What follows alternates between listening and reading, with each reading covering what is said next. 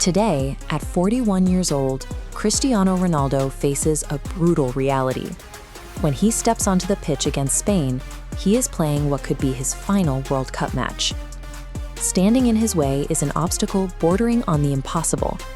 He is going up against a Spanish defense that has played this entire tournament without allowing a single ball into the back of their net. Leading that Spanish attack is Lamine Yamal. At just 18 years old, their star forward was born a full 23 years after Ronaldo first wore the Portuguese crest. The pitch today puts a 41-year-old's legacy in the path of an 18-year-old's pace. It is a direct test of whether experience can still outrun pure stamina. By the time the final whistle blows tonight, decades of footballing history will either secure a miraculous final chapter or be forcefully ended by the next generation. Spain arrives at this knockout stage carrying a 34-match unbeaten streak. They built that record through a system of total ball control and defensive discipline that gives their opponents almost no room to breathe. Their strategy is designed to create exhaustion. Spain will monopolize possession, stretch the Portuguese defense to its physical limits, and wait for finishers like Mikel Oyarzabal to exploit the gaps that open up when tired legs stumble. Portugal's answer to this possession game is extreme patience. They are prepared to absorb the pressure deep in their own half and spring explosive counterattacks the exact moment Spain overcommits their men forward. But tactics often fracture when you introduce a historical anomaly. Back in the 2018 World Cup, Ronaldo single-handedly dismantled this exact Spanish system, scoring a hat-trick in a 3-3 draw. And we know the Spanish armor can crack. Just last year, in the 2025 Nations League final, Portugal dragged Spain into deep waters and defeated them in a tense penalty shootout. This match hinges on whose plan breaks first.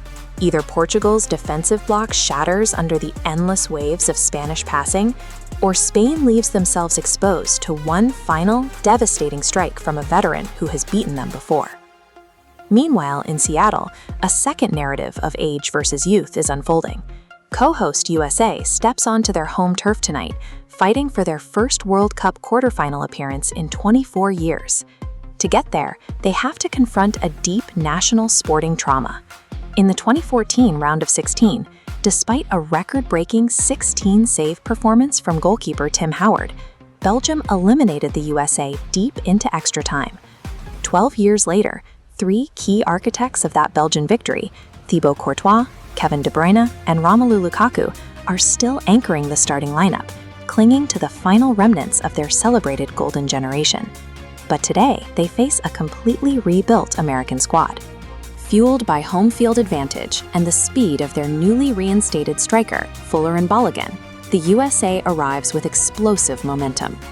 The USA succeeds by pushing the speedometer.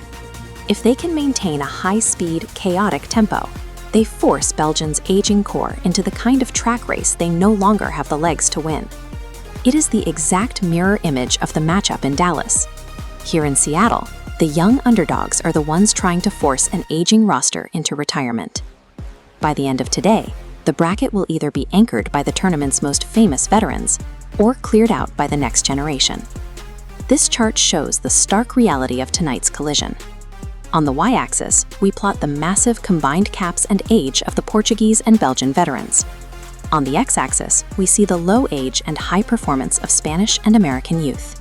The question looming over both stadiums is identical.